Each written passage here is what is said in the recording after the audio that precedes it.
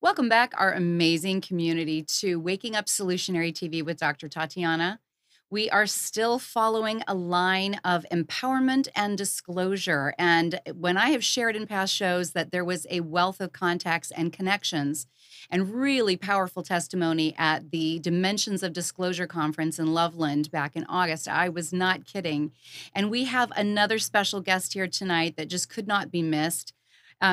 Help me join and welcome Niara Isley. Let me tell you about her. She is here to remind us that Facing the Shadow, a book that she brought out after going through an ordeal of recognizing that missing time, potentially very traumatic things being done to her against her will, and that she may have needed to repress for a period of time, like many of us have when we've gone through traumas in our lives, and then need to bring through for our integration and our full healing, is a story that needs to be shared. She is the author of Facing the Shadow, Embracing the Light, a journey of spirit retrieval and awakening.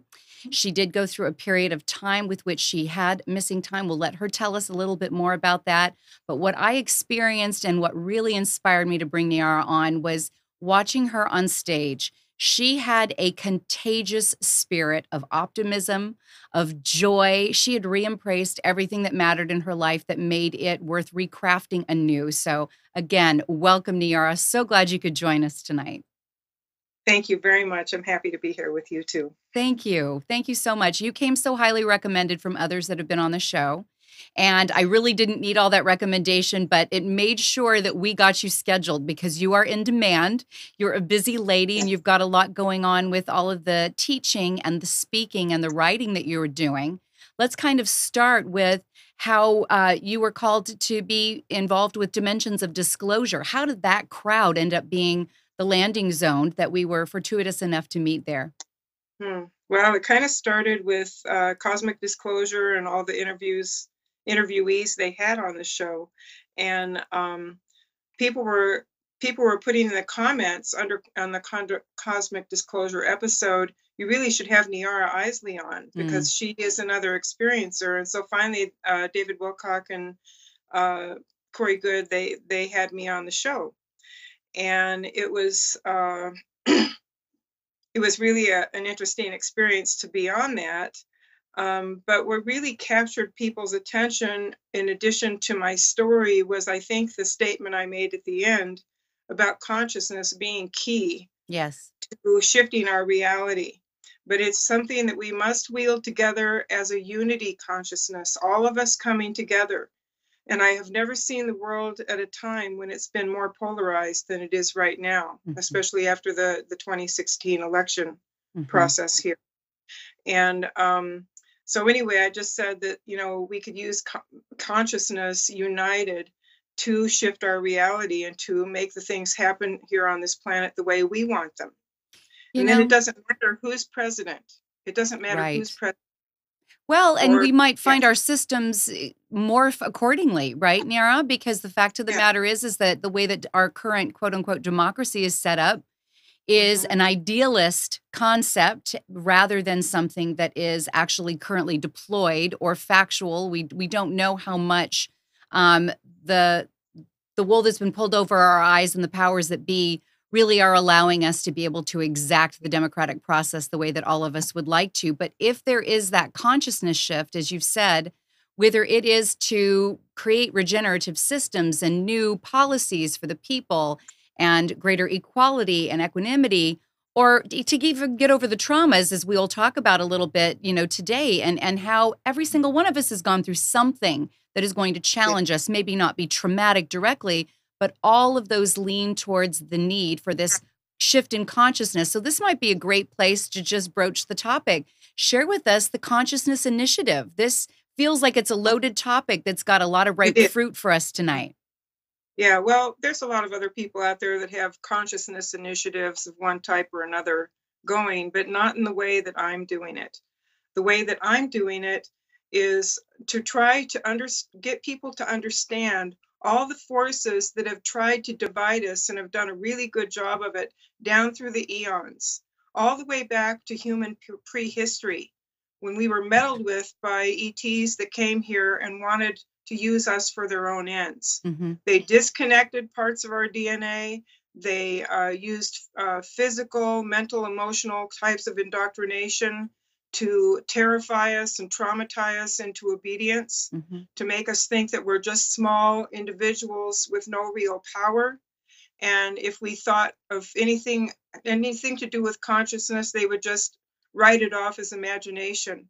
Even just a case in point is the Spanish Inquisition in Spain, when the church was going around and burning people at the stake and torturing people into giving confessions that the church wanted them to give. Mm-hmm. And it was terrifying for the population. Mm-hmm. And I can imagine hundreds of years after that, if a child was born that exhibited special talents or special consciousness abilities, the parents may have spanked them or beaten them into not expressing those things at all because of their fear of the church. Right.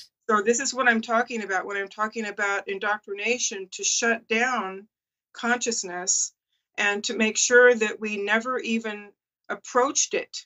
Except now in these later years, especially with the advent of the book, The Holographic Universe by Mm-hmm. Michael Talbot. I love that book. Yep, that's a classic. Yeah, excellent book.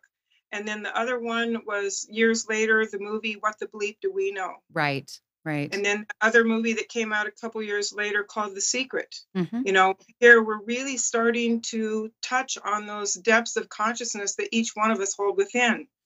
But the thing that I learned from Dr. Dean Rodden when I was writing my book, is that he said that consciousness works much better in unity when many people are together working with it. Right. He said, basically, if you're an individual and you're pouring a bunch of consciousness and intention on winning the lottery, and then the day comes and you don't win it time after time, he said that's because the entire world doesn't care whether you win the lottery.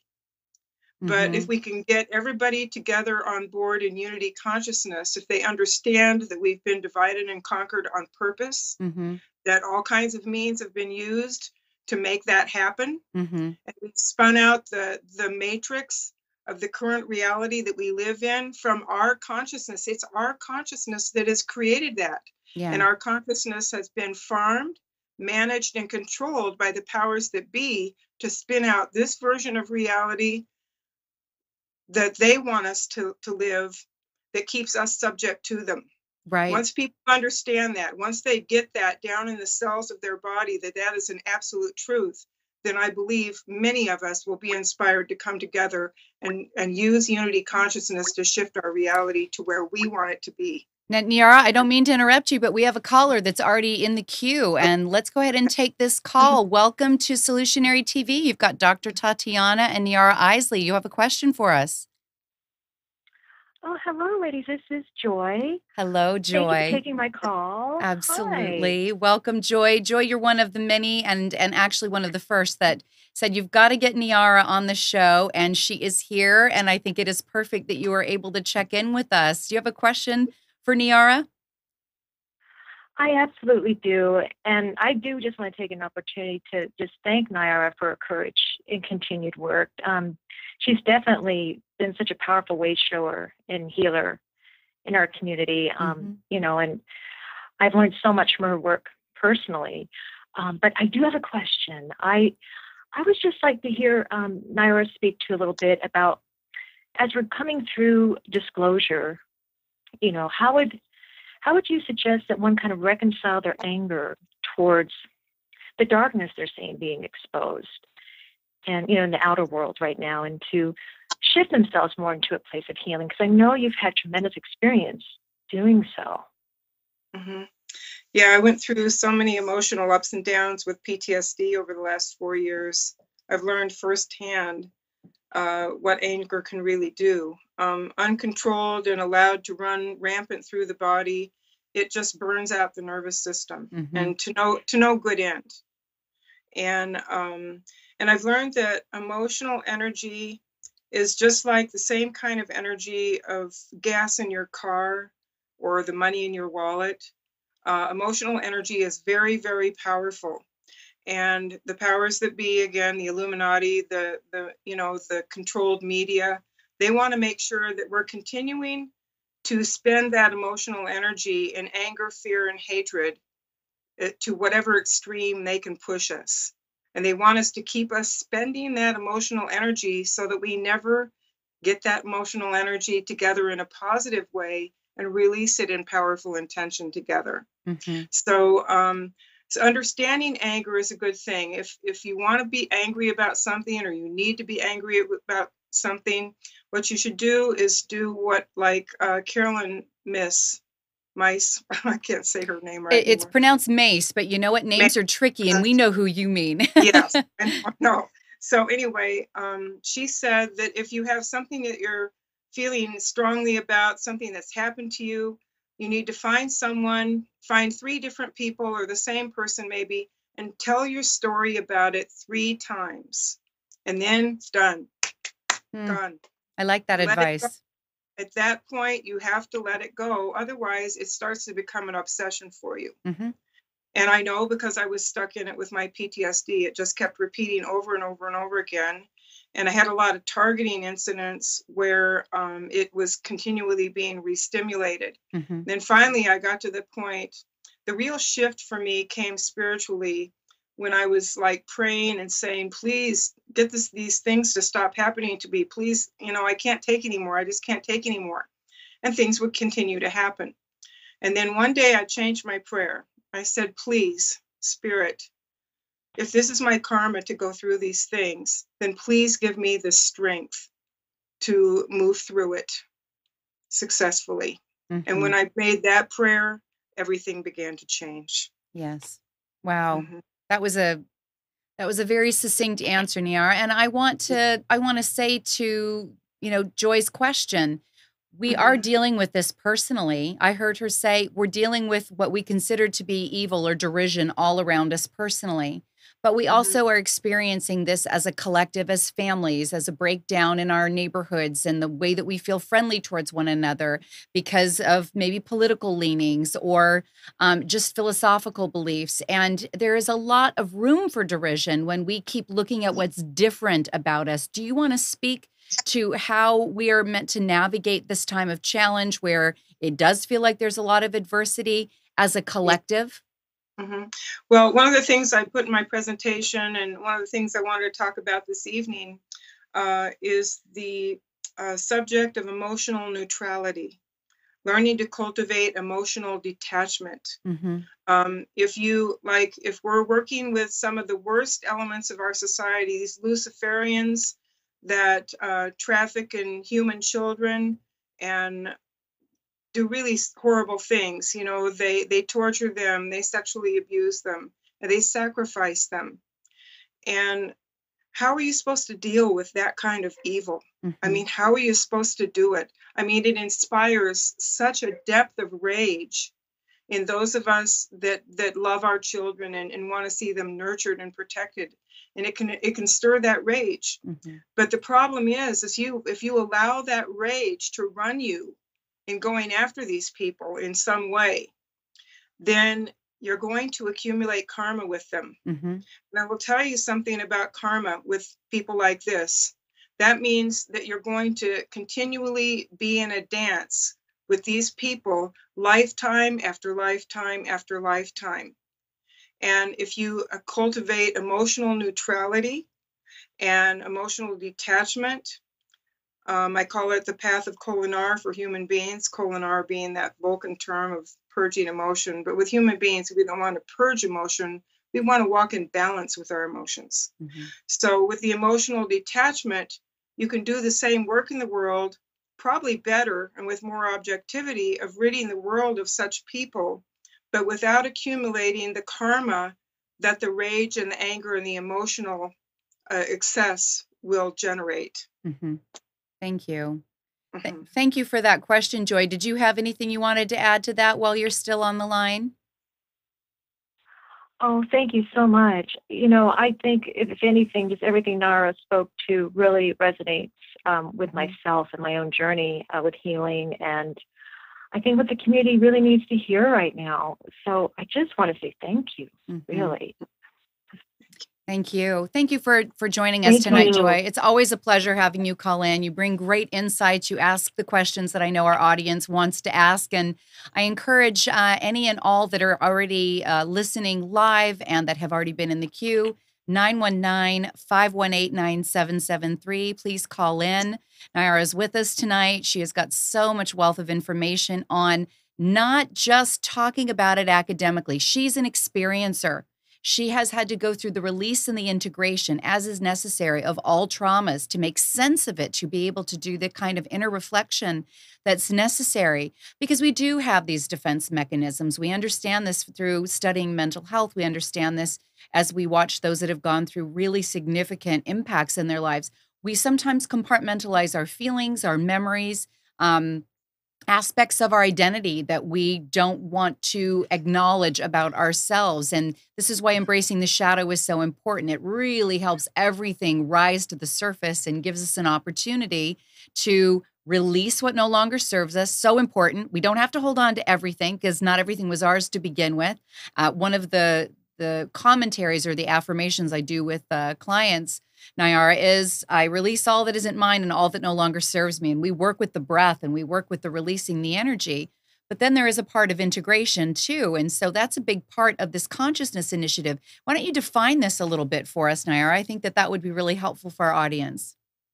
Now let's see if I can recall my words. It's a broad-based approach to social change through the application of unified consciousness. Okay. And unified means many, many individuals coming together and focusing their energy and intent on the same thing, and specifically generating positive waves of energy to power those intentions and to power the visions.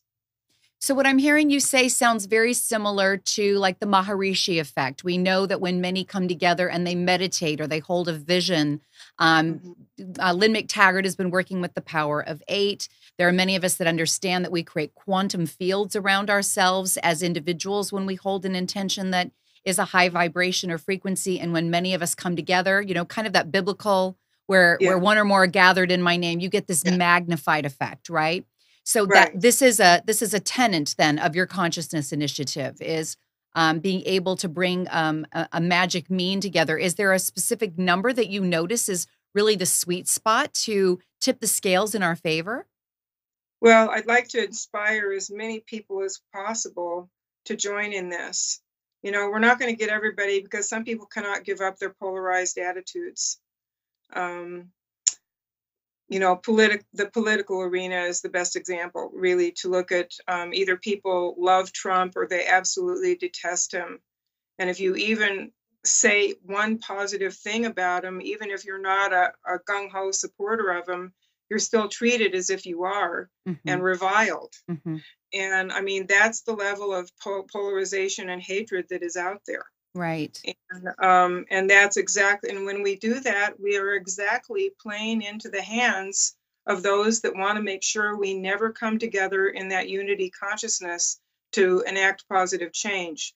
If you look at history and the way that I've done it, I have a presentation from the Mount Shasta event last year, Eclipse of Disclosure, and where I talk about this, and I really lay the foundation for people to understand that this divide and conquer thing has been going on ever since the inception of humanity. Yes. It really has been going on that long. And if you want, like I said, once you understand that, hopefully you will set aside your feelings of polarity and division and hatred and start wanting to come together with groups of people for a common good cause. And it doesn't have to have anything to do with liking or supporting Trump if you don't like Trump. It has to do with coming together and using your consciousness to make a better world for all of us. Right. And there are so many different ways in which we should have groups working on different issues, like all this extreme weather and the geological events. We could have groups coming together, and it has nothing to do with Trump or whether you're Democrat or Republican, just groups coming together to calm the energies so that we don't have these cataclysmic eruptions that could destroy so much life, so that we don't have the earthquakes and the tsunamis like we saw in Indonesia.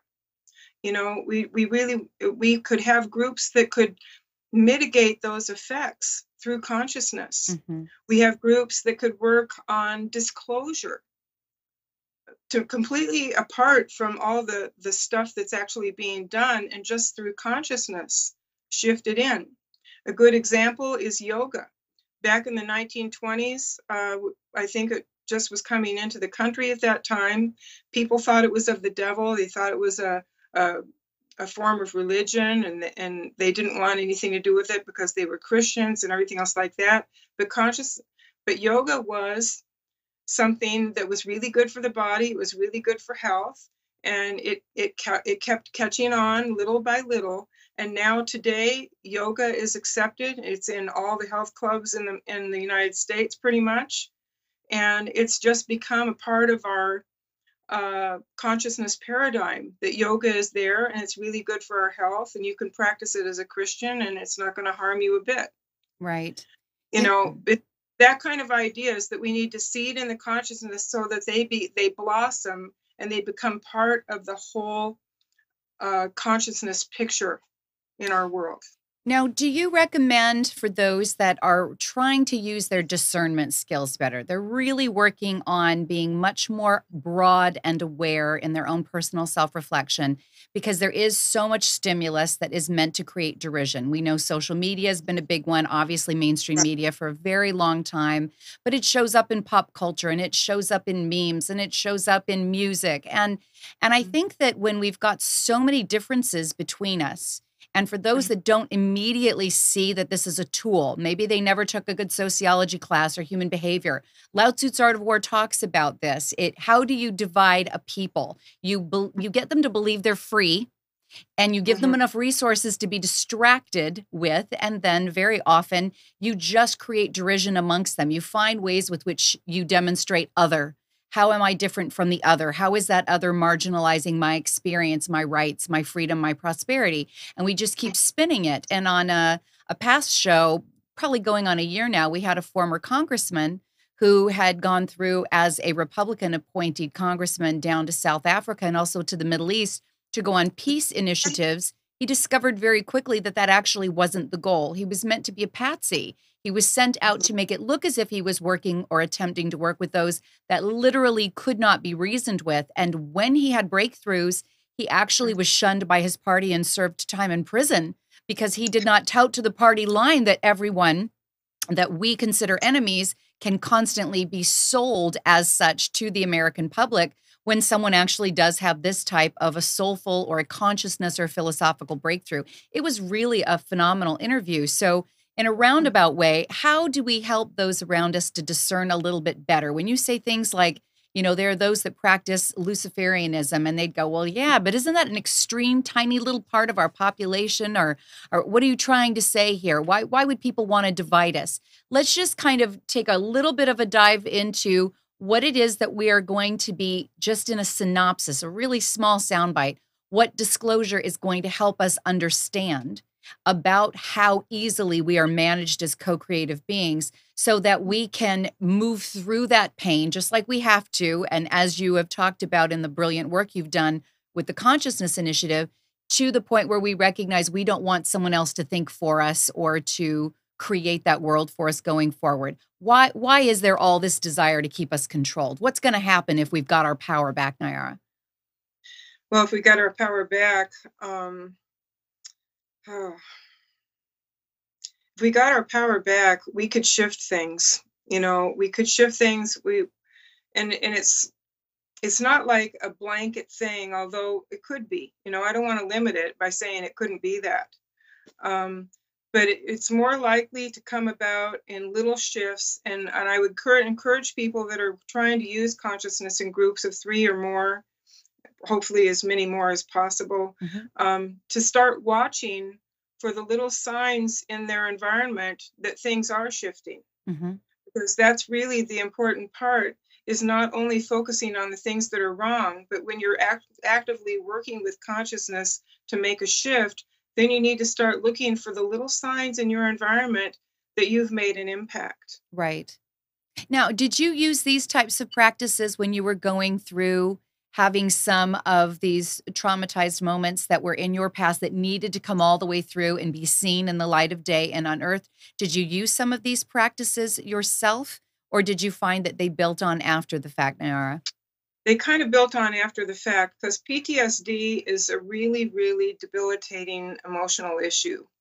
And it's actually a physical issue too, because when you're severely traumatized, there's actual physical damage to the brain stem.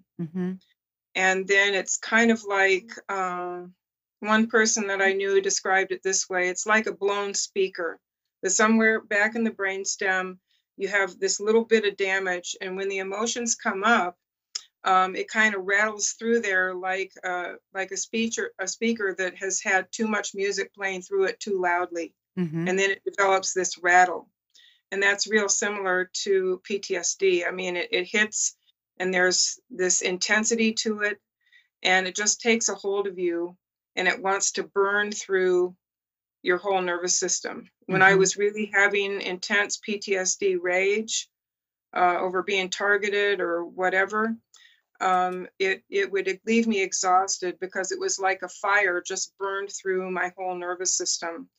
But it taught me, it wasn't wasted time, actually. It taught me the importance and the real deep value of cultivating emotional neutrality. And when you start feeling that first little niggle of some emotion coming up that you don't want to indulge, then that's the level of awareness you develop after you've been through this time after time after time, and you feel it coming up, and you think, okay, I can't afford to go there. I just can't afford to go there.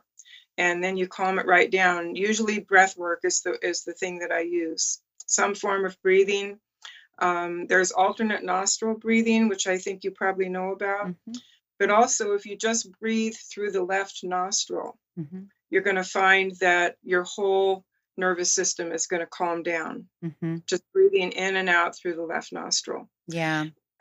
That has a lot to do, again, with changing the systemic nature of the way that we breathe, and being out of fight and flight, and being much more in command of how we're running energy down through each of our chakras and our acupressure and acupuncture points, and just stimulating different parts of the brain that have less to do with old reptilian brain and that fight or flight response, doesn't it as well, Niara? And I wanted to let you know, we had a question come in on the queue, and this is from Patrick. And this is very much to the point that we're already on and expanding off of Joy's question. And he said, do you think that all of this hatred that is being displayed these days, manifesting somehow in our lives, is here to create a toxic environment? Do you feel that we have an environment that's too toxic at this point, or do you feel that it's something that that we can manage, that we can shift through, that we can actually bring others through the density and the soup of it, and help them be able to pick up on this consciousness perspective? Well, again, it's about choosing what we focus on. And if you're looking at all the division and hatred around you, and I certainly see it, and I respond to it at times on Facebook with particular posts, but always with trying to point people back to how important unity consciousness is and why it's so important. Yeah. So it's really good to take it all in and see all of it. But some of it you really want to focus in on, and others of what's going on in our environment, we want to look at, like with what I call a weather eye. Okay, it's like you're outside, you're playing, you have a good time, and yet you're kind of keeping an eye on the clouds, because rain was possibly forecast at 30%. So you're kind of keeping a weather eye on the clouds in the sky. So when you're looking at the negativity in the world today, I would say develop a weather eye awareness of it, where you're just keeping an eye on it and watching it ebb and flow and shift and move in different ways and things like that. Always keeping your focus, your primary focus, on the things that you want to create, and look for the evidence of them in your environment. You know, keep the positive outlook, keep the evidence of that in your environment. But I'm not one of those that is going to tell anyone to shun the negativity. If someone has been through a severe trauma, such as I went through many years ago, you have got to face every part of that. You have to move through every part of it. You have to realize just how much your anger at what happened to you is ruling your life. And then you have to choose to forgive, so that you're not going to be in an eternal struggle with this throughout eternity. Or at least throughout the rest of this lifetime. You have to make a choice. Do I really want to struggle with this forever? Do I really want that kind of exhaustion and energy dissipation in my life? Or do I want something better? Now, do you think that if you had held that in, Niara, do you think that if you had refused to look at it in its entirety, that you could have actually healed and brought forth such a clean perspective and being able to embody this now? No, I do not think that I would be able to do it. I read something, and I don't have it here, but it talked about trauma being a shamanic awakening. You know how shamans in various cultures, they induce trauma in the initiate so that he will have his shamanic awakening. It could be like a near-death experience or a hallucinogenic plant, you know, but for one reason or another, it's a powerful shift of consciousness that can be traumatic. And then it cracks open that initiate's consciousness, and then they become the shaman that they are training to be. Right. And trauma, the kind of trauma that I went through, is very similar to that. It cracked open my consciousness. It made me think about things in new ways. I experienced all the emotions and learned that I didn't want to be constantly in that kind of wearing emotional state. You know, so every bit of it teaches you. Sometimes it's a very hard teacher, but it's still really valuable as long as you learn from it. It's like if you don't learn from your mistakes, then you've wasted the mistake. Right. And no one really wants to live in a habituated state of being that is a downward spiral where we are. You mentioned Carolyn Mason. I'm a big fan of her, and I teach courses that have a huge investment in her work. And she talks about the 4 main archetypes, and we experience them. It doesn't matter where in humanity you are. You could be born in the United States. You could be born in New Guinea. You could be born in New Zealand. But one of those 4 main archetypes is the saboteur. And when we're self-sabotaging, right? You know, it comes down to, I'm not really ready to process something. I'm not ready to get out of being the victim. I'm not ready to stop playing the role of the child. I'm not ready to stop prostituting some of my values to gain a little safety or a little comfort. I recognize that I'm cycling, and I see so much of that going on right now. And you mentioned social media, and you know, this whole thing with Trump and you know, appointing potential Supreme Court judges. It's amazing to me that we don't have enough of those that are feeling very polarized by this, that they can't see by now that it doesn't matter whether you are voting for one team, political team, or another. They all have their shadow. They all have their secrets. They all have been dealing with how do we play the populace in a way that keeps us in control. And I love your attitude on, let's get some sort of critical breakthrough here and move back into a consciousness initiative where we're working together. What would be the first step, would you say, when we're talking about the polarization just politically right now? Do you have any thoughts for our audience about what would be the first step to move in a direction that's more cohesive? Well, I would say you need to make a powerful intention about what you want in your life and what you don't want in your life. And while you were talking, I was thinking way back when I was around 33 years old, and I didn't have my memories back of my trauma, and yet I had the PTSD, and I was full of anxiety, and I was flying off the handle with my kids and my family, and I didn't know what was going on with me. I was actually in a good relationship, the first good relationship I'd had, I thought everything should be great in my life right now. Why am I having all this anxiety, and why am I having all these emotions? And finally, I just thought I was so broken that I shouldn't even be here anymore. And I made a plan to take myself out. Mm. And then the day came when I tied up all the loose ends. The pets were going to go here and the kids were going to go here, and so on and so forth. And I was going to do the deed. I was going to either use a gun or pills.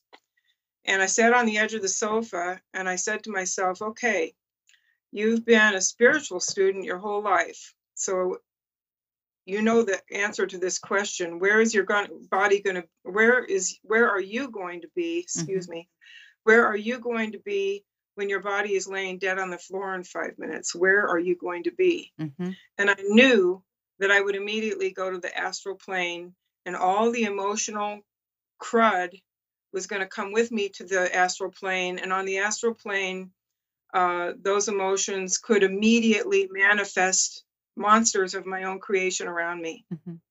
And so I thought that all through, and I thought, I think suicide sounds like a really bad idea. It sounded like a really bad long-term trip, didn't it? Yeah. Yeah. So I sat there and I thought, well, if I can't kill myself and get away from all this, what am I going to do? And I thought, well, there isn't anything else to do except make an extremely powerful commitment to healing and wholeness. No matter where I have to look, no matter what I have to do, I am going to find ways to heal and figure out what's going on with me and learn to heal. And that's what really set my feet on the path some years later to discovering the missing time and what had happened to me during that missing time. And then that was a whole nother ride for quite a while. It's so courageous hearing you share and being so candid. Thank you, Niara, to be so candid and say, yeah, I decided my life did not hold enough value. There was too much pain and there was too much overcoming that had to take place. So I just want to thank you very intimately for being so candid about that. I'm sure there are many in our audience that needed to hear that. Well, something else I'd like to say for anybody who may be listening who is dealing with a trauma similar to mine or any trauma at all, we can't really measure our traumas against each other. Your trauma is your trauma. If you're trying to overcome a trauma in your own life, you need to make a commitment to your healing, and don't whitewash over it. Don't do a spiritual bypass, which means, don't whitewash over it. Go ahead and feel it as deeply as you can. Tell the story to 3 good friends as fully and deeply as you can, and just continually work at understanding yourself. And it's going to be a process, and there's going to be backsliding. So please, please be gentle with yourself. A lot more gentle with yourself than I was. I can be kind of tough on myself. I'm finally learning to be gentle with myself at my age now. That seems to be a rather common statement. I hear that again and again. Our own worst enemy, is very often ourselves and our own worst critic. And so self-love and self-talk is part of this journey, and unquestionably was for you, because you loved yourself enough not to take yourself out and put yourself into even deeper pain that you were maybe less capable of navigating through with the level of consciousness that you have now. I want to just touch, because you did open it up prior to the show, that you were open to talk a little bit about your contact or being a contactee, because that alone can be so traumatizing for many, and depending on what has contacted you and the depth of that contact and how much it felt participatory. We recently had Bridget Nielsen on the show, and she's come full circle with, I am not an abductee, I am a contactee. And I believe that a large conscious part of me that is very multidimensional chose this, and there's just so much cheerfulness around this, but not everyone experiences it the same way. So I know that you've had some experiences with the beings that we would refer to as the Greys.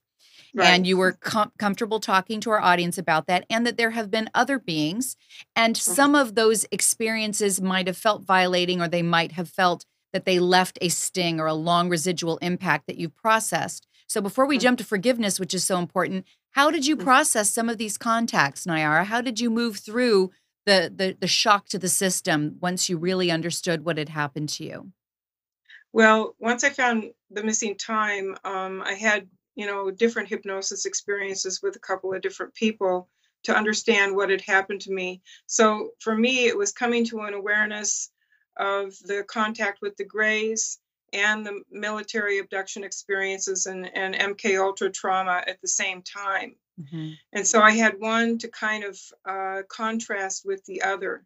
And I have to, this is going to sound strange maybe, but I have to say the Greys compared to compared to other people that were traumatizing me in the military, what the Greys did to me was TLC in comparison. Mm-hmm. Wow. It was just the people that traumatized me, the other human beings that traumatized me in the military were horribly brutal and horribly cruel, just beyond the kind of cruelty that your mind can't even wrap itself around. Mm-hmm. I spent probably a year or more just trying to wrap my head around the level of cruelty I was subjected to, Mm-hmm. because it was a good thing I came to terms about not committing suicide, because I spent a lot of time just kind of curled up, rocking back and forth thinking, how can I continue to live in a world where this kind of cruelty goes on? And that's something that you actually have to share a little bit more, because I know you know the answer to this, Niara. Yeah. Why would there be a sect of our population? Why is there controlling members of society, elites, cabal, Illuminati, dark government project leaders?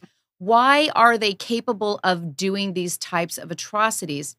So many people don't understand about a disconnect that has to do with pineal gland and empathy and compassion and a really, truly deep dive into cognitive dissonance. Can you share a little bit more about how you were able to view it externally as an experiencer so that you could have some degree of compassion or ultimate forgiveness for those that had perpetrated these upon you?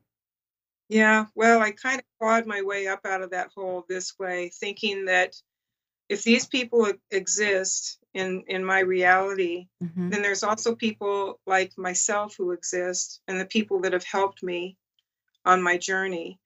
And I do want to share reality with them. And you just kind of work your way up out of it. You realize you have to just kind of come to terms with reconciling the fact that these two very diametrically opposed kinds of human beings exist in the same reality. Mm-hmm. And the thing of it is they're all our teachers. They're all our teachers. I was doing a morning spiritual practice one morning, and I was having trouble because I really felt a lot of hatred for a certain woman Democratic candidate who ran for president. Mm-hmm. I don't want to even say the name, mm-hmm. but I felt real hatred for that person. And I didn't want the hatred in me anymore. And so I kind of turned it to my spiritual guides and mentors. And they came back with a real interesting response. They said, "What have you learned from your hatred of this person? What has she held up for you that you now know about yourself?" Mm-hmm. And then I realized that I could actually come to appreciate someone like that person for teaching me so much about what I didn't want to have in my own life. Mm-hmm. And that by embracing or by having the hatred that I was having, I was actually letting her poison me. We discussed this on a past show, and I'm going to pause real quick and just say to our audience tonight, 919-518-9773 and Computers 2K Voice if you're on Skype. We touched on this in a past show. If we allow ourselves to be so deep dived into digging up the skeletons of our past, if we have been traumatized maybe by parents or a babysitter, or if we're looking at something more spatial, those that have had the kind of contactee experiences where they've been maybe misused in government programs through the military, or MK Ultra. I mean, this is heavy stuff. Those that are coming forward and talking about coming out of these satanic cults, there is so much there that if you got stuck in processing and cyclically immersed in that energy, you can become the vibration that you found abhorrent. And we all know that that isn't our desire. You want to be able to know what is out there and what is being chosen by others, and that hopefully you are not being subjected to against your will. because all choices are available to us. That's what the 3D, 4D realm is about. Everything is available. You get to choose the full spectrum. But it doesn't mean that by becoming informed, by becoming active, whether you're politically active or you're creating, these initiative groups, as you mentioned, that are working on disclosure, that are working on meditation, that are working on wellness, we can't become the vibration of what we despise, or we have achieved nothing other than resonating at the very bandwidth that we sought to seek some relief from. So let's take this step and go a little bit into, what does the forgiveness principle look like? How do we step into that place of better understanding those that have harmed us, Niara, so that we can release it from our fields and not have that be the frequency that we reset for ourselves? Well, it's a learning process because I don't want to put it. Each one of us is born with a certain astrological imprint that lays out our life for us in general. And we walk this path, and our path is littered with all the things we're meant to learn in this lifetime. All of our soul lessons are right there on that path.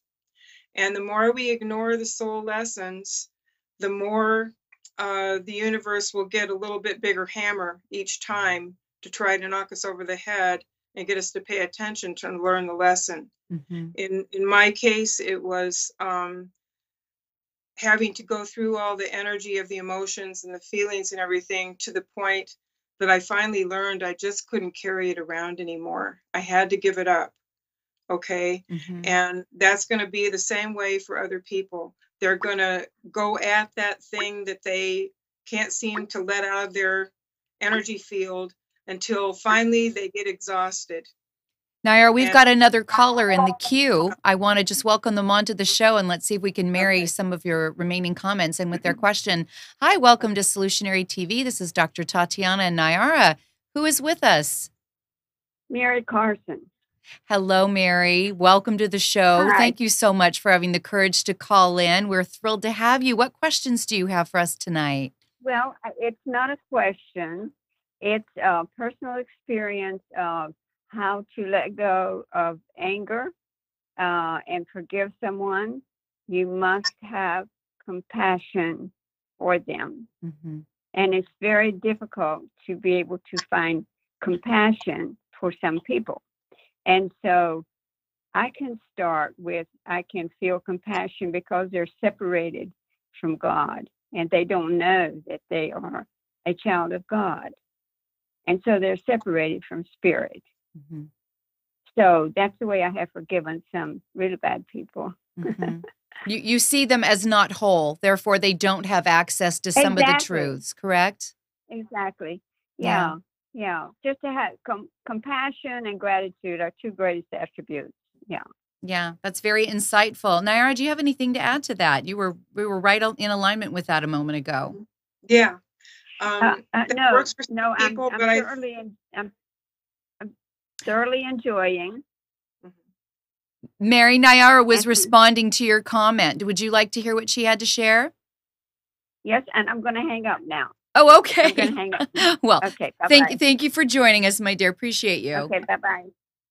All right, Niara, please continue with that, because getting into a state of being able to envision someone that's not in front of you, it is not apologizing, maybe is continuing in the behavior. How would you speak to that compassionate component? It's a process getting to that point. And it's, Mary definitely got to that point in her own life where she began to recognize that there was the separation, that these people were separated from God. Mm-hmm. And that's very true of the Luciferian elements in our society. They're very separated from God, and they would rather harvest the energy of other living beings. So understanding that they're separated from God is a beginning. It's a good beginning. Mm-hmm. And for some people like Mary, it's enough to understand that separation and then have compassion for them. But then there are people that can't get there through that path.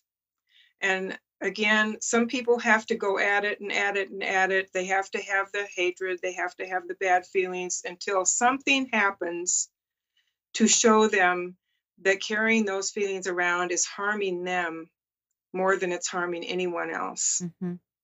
And once they have that insight, it has to be acted upon. And then you start seeking out the ways in which you can do that. Forgiveness is a really important thing because, quite honestly, like I've had some boyfriends in the past who did some pretty bad things.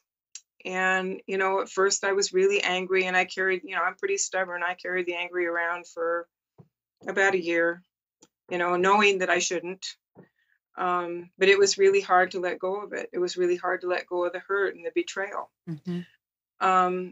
But finally, I had, for me, the realization that if I didn't let it go and I didn't forgive, that I was risking the chance of repeating the experience with that same soul in a different body and a different life down the road. And it was that really pulled me back and said, I don't want to do this again. I do not want to do this again. And I so much don't want to do it again. I'm going to forgive. Right. And let it go. And I'll keep forgiving until it's completely, totally complete for me. Mm-hmm. Well, so it's a process. It's not an event. It's a process, because sometimes you'll think you've forgiven and then you run into a part of you that hasn't forgiven, and you have to do it again and again and again until there's nothing left, nothing holding inside that is left to forgive. And then you're complete.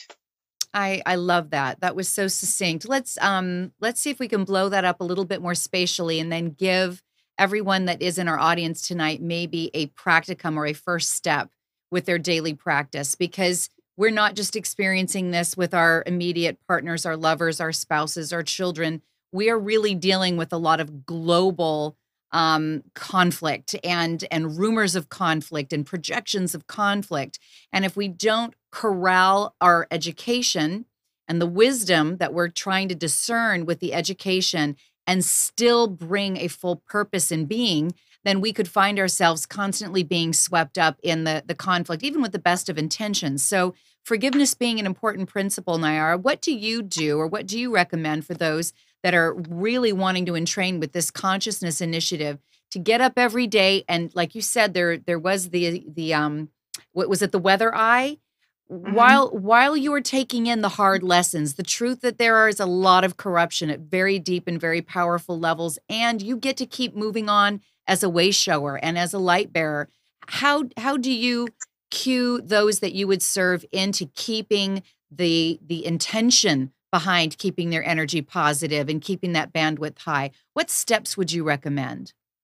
Well, one thing I want to say is, if you're not forgiving, then it's kind of like our mind is, computers are kind of based on how the human mind works. Okay. And if we are not forgiving, then a certain part of our operating system is tied up in that. Yeah. Tied up in that. And that's a part of us that then is not available for the full vision and intention process through unity consciousness. Whether you're an individual working with intention or whether you're working with an entire group, if some part of you is holding that anger and that unforgiveness inside of you, that part of you is not available for that intentional process and that intentional wave. And what we need to do is we need to free that up through forgiveness. Now, once you have gotten through a really big forgiveness that's been really cataclysmic for you, because you've been traumatized for so badly, once you get through forgiving that, then the other forgivenesses that happen in the rest of your lifetime, you come to a realization much more quickly that you have to forgive this. And you come to the conclusion more quickly that there isn't anything worth hanging on to, to carry into another lifetime and try to repeat it again. Right. Once you get that realization, so it makes the forgiveness process easier and easier and easier as you go through it. So I would just say to the listening audience, is there anything that you've been holding within yourselves that you felt like you could never forgive? Is there anything, a person, place, situation that was so detrimental to you, that was so traumatic to you, that there was a betrayal or something that you just are holding on to that and you can't forgive it? And then I want you to look at that, feel it, and then ask yourself how much longer you want to go on feeling that pain. Yeah, pain is inevitable, but suffering really is a choice, isn't it, Niara? It's really, you've subjected yourself to a long-term impact by having it ruminate in your body. And Patrick, asked, what do we do with these kinds of people that don't have a moral filter, and at their core, there's just this abhorrent energy around that. And I think that this is the little bit of the difficult dance we're all doing. We may be able to forgive something that's happened in our past and still be aware that in society, spatially, within humanity, there are still abhorrent things that are happening that we would like to bring to a close. You may have some thoughts on that. I just wanted to touch on the fact that as one that is an experiencer and a contactee, and one that is very much an advocate of society changing into solutionary and regenerative systems, I recognize that there is a way to get up every day in my world, which is I am aware these things are going on. I am aware that there is really heinous crimes taking place against humanity, from withholding healing technologies and energy systems, and taking advantage of the poor and marginalized communities. And we all have heard so much about Pizzagate and Pizzagate and pedophilia and Luciferianism, which is like the horror of horrors. But every day when you get up, you've got to hold which vibration you're going to be. And literally the first conscious step is, I am not choosing those. Therefore, I actively have to be choosing something else. I can co-create and build quantum fields and attract others that are also creating something else. But I can't just sit in the misery and the horror of the revelation of what's going on in the world. I have to get up and actively be choosing something that is more benevolent, more kind, more healing, that will eventually pull down the veils that have been protecting all of the abhorrent things as he's spoken of, because there is no vibrational frequency that can match and uphold it any longer. And that would be the way I would answer it. Niara, I know that you'll have something wise to abut with that. What would you say to that comment? Well, if I was one of the ones that was having to work with the energies and the actual people who are doing Luciferian abuse and sacrifice of children and things like that, I could do one of two things. I could be like a crusader and grab my sword and say, I am not going to allow you to do this anymore. You see the emotion expressed in that kind of a stance. Okay. And here's the contrast. Okay. Here is doing the same thing, but with emotional neutrality. What you're doing is harming people. And I am not going to allow you, not with my energy, not with my unspoken, unconscious consent. I am not going to allow you to do this any longer. I am eradicating that in my consciousness. I'm not going to allow you to harm people any longer in my heart and in my consciousness. Beautiful. It's a conviction, isn't it, Niara? It's a conviction, and again, it's not emotional. It's emotionally neutral, detached place. Yeah. It's critical to do it that way. It's critical. And I'm really hoping our audience is listening. We really haven't gone into Niara's story because that wasn't the point tonight. We could talk about all kinds of traumas. The point is that she has taken it to the depths with which living or not living was actually a literal debate for her, because there was so much pain to process. Every single one of us is going to have something that catalyzes growth, something that catalyzes reflection. And if we can move through our own shadows, and we can be aware of the shadows that others in our society are holding, and then we can draw very firm lines about what is meant to be released and what must be abolished, as opposed to what can be then re-immersed in or integrated to make us whole and healthy, we really can step forward and come out of this cyclical state of hopelessness that I think so much of society has been spun in, because we just keep finding new things to be adverse to one another in. And Niara, I want everyone to be able to find your work and your website. So now would be a great time. Direct people back to where they can find out more about your speaking and your book and anything else that you think is pertinent tonight. Okay, well, my book, again, the title is Facing the Shadow, Embracing the Light, A Journey of Spirit Retrieval and Awakening. And it's divided into 3 sections. Section part 1 is the experiences. Part 2 is healing, the path to within, or journey to within. And then part 3 is called awakening. And I went through all these different things, and I still go through little bits of them all the time. You know, it's not like it's ever finished. You know, I'll probably be processing this for the rest of my life. So, you know, that's basically the book. Part 3, if you're dealing with trauma yourself, especially similar mind control trauma or MK Ultra trauma, and you want to read the book, I would get it and read part 3 first, because it's going to be a gentler journey. And then maybe you can go back and look at the experiences and the things I did to heal.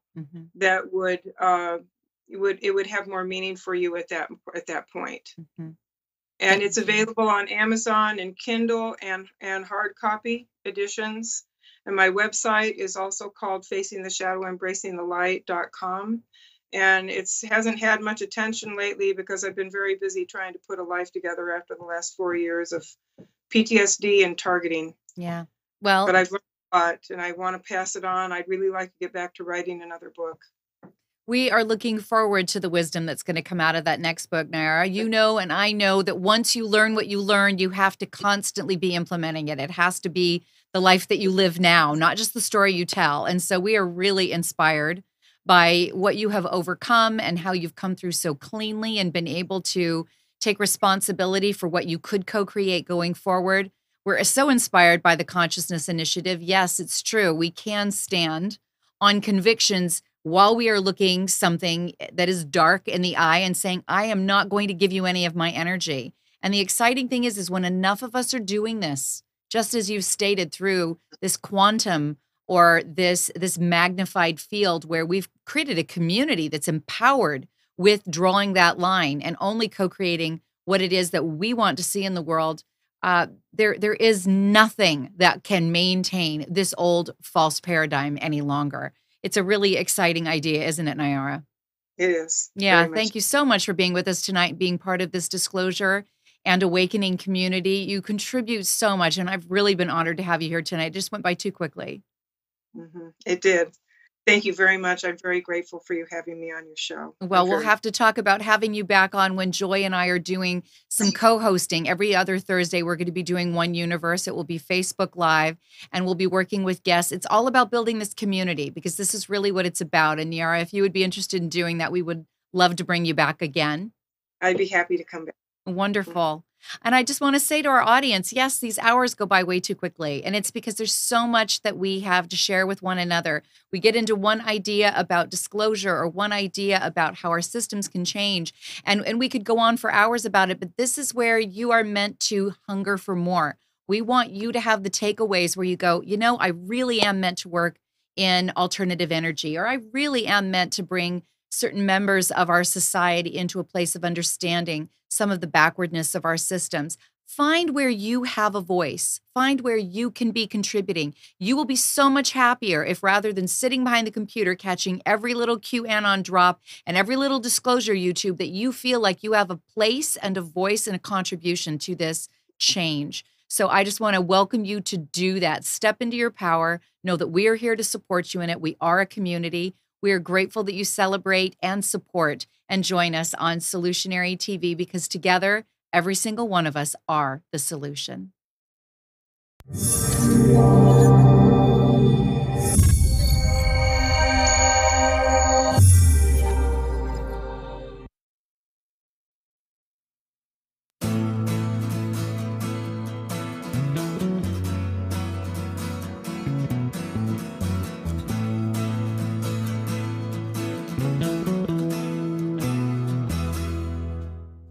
You are tuned to the Nissan Communications Network. If you tuned in too late, you can always watch each program in its entirety or download an MP3 audio file of it in the archives section at nissancommunications.com. Don't forget to subscribe to our YouTube channel, follow us on Twitter, and like us on Facebook. Sponsored by Telestream's Wirecast software, StreamingGear.com, Carolina Apparel, and DeltaForce.net.